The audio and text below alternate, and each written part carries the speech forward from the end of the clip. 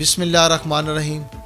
ناظرین، میں ہوں گلزار خان اور آپ دیکھ رہے ہیں حق نیوز چینل۔ ناظرین، 2 اکتوبر کی شام نیشنل پریس کلب اسلام آباد میں وفاقی پولیس نے دعویٰ بولا، صحافیوں کو تشدد کا نشانہ بنایا گیا، پریس کلب کے تقدس کو پامال کیا گیا۔ اس واقعے کے بعد نیشنل پریس کلب نے ایک بڑا قدم اٹھایا، تمام صحافتی تنظیموں کو اکٹھا کیا اور ان پر مشتمل ایک جوائنٹ ایکشن کمیٹی کا قیام عمل میں لایا گیا۔ اس جوائنٹ ایکشن کمیٹی نے اس واقعے کو مد نظر رکھتے ہوئے ایک چارٹر اور ڈیمانڈ تیار کیا۔ بظاہر تو یہ چارٹر اور ڈیمانڈ 4 نکاتی ہے، لیکن اس کے اندر اہم معاملات کو بھی سامنے لایا گیا ہے۔ اس چارٹر آف ڈیمانڈ میں 7 اہم پوائنٹس ہیں جو میں آپ سے شیئر کرنے لگا ہوں۔ چارٹر ڈیمانڈ میں کہا گیا ہے کہ نیشنل پریس کلب پر جس نے حملہ کیا اس کے ذمہ داروں کو تعین کیا جائے اور ان کو قانون کے مطابق کڑی سزا دی جائے۔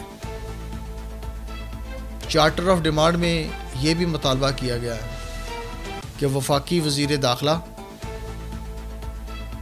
وزارت اطلاعات اور پریس کلب کے وہ جرنلسٹ جنہیں وہ نامزد کرے ان پر مشتمل ایک انکوائری کمیٹی بنائی جائے اور یہ انکوائری کمیٹی کا نوٹیفیکیشن 24 گھنٹے کے اندر جاری کیا جائے اور 4 دن کے اندر یہ انکوائری کمیٹی اپنی رپورٹ پیش کرے۔ ناظرین، چارٹر ڈیمانڈ میں یہ بھی کہا گیا ہے کہ جن صحافیوں کا نقصان ہوا، پریس کلب کے جن ملازمین کا نقصان کیا گیا، اس کا بھی ازالہ کیا جائے۔ چارٹر ڈیمانڈ میں یہ بھی مطالبہ کیا گیا ہے کہ وفاقی وزیر داخلہ کی سربراہی میں 4 صوبوں باشمول آزاد کشمیر، گلگت بلتستان کے وزراء اطلاعات، سیکٹری اطلاعات، وفاقی دارالحکومت اور صوبائی دارالخلافہ کے پریس کلب کے صدور پر مشتمل ایک کمیٹی بھی قائم کی جائے جس کا باقاعدہ نوٹیفیکیشن جاری کیا جائے۔ یہ وہ کمیٹی ہوگی کہ جو پریس کلب کے حوالے سے جو بھی معاملات سامنے آتے ہیں ان پر یہ کام کرے گی اور اس کی اجازت سے چیزیں آگے چلیں گی۔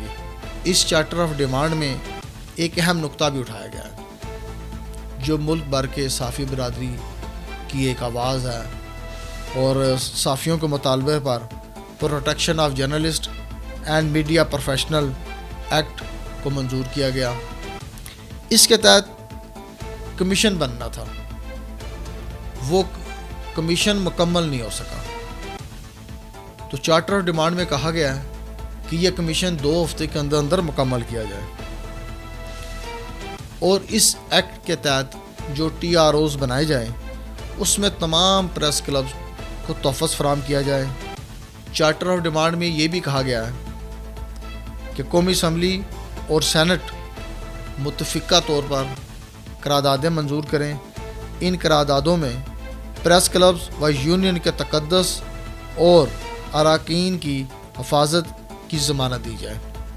ناظرین، یہ وہ اہم نکات تھے جو اس چارٹر آف ڈیمانڈ میں رکھے گئے۔ آپ بخوبی جانتے ہیں کہ ملک بھر کی صحافی برادری شدید مسائل کا شکار ہے۔ ہم جہاں قانون نافذ کرنے والے اداروں کا نشانہ بنتے ہیں، وہیں اپوزیشن میں شامل جماعتیں بھی ہمیں اپنا نشانہ بنانے میں کوئی کسر نہیں چھوڑتی۔ حکومتی جماعت جب ان کی مرضی کے برعکس چیزیں سامنے لائی جائیں اور ان کی منشا کے مطابق جرنلزم نہ ہو تو وہ بھی اپنا غصہ اتار دیتے ہیں۔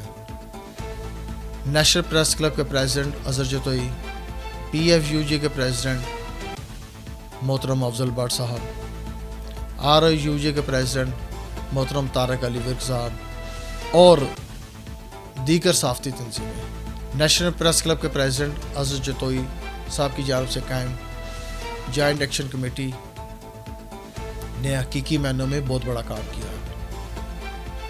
اگر اس چارٹر آف ڈیمانڈ پر عمل کیا جاتا ہے تو یقیناً ملک میں میڈیا کی آزادی، اظہار رائے کی آزادی، شہری حقوق کی آزادی، ان کے حوالے سے بات کرنا، آئین و قانون کے حوالے سے بات کرنا، یہ ممکن ہو سکتا۔ اب دیکھتے ہیں کہ موجودہ حکومت اس حوالے سے کیا قدم اٹھاتی ہے۔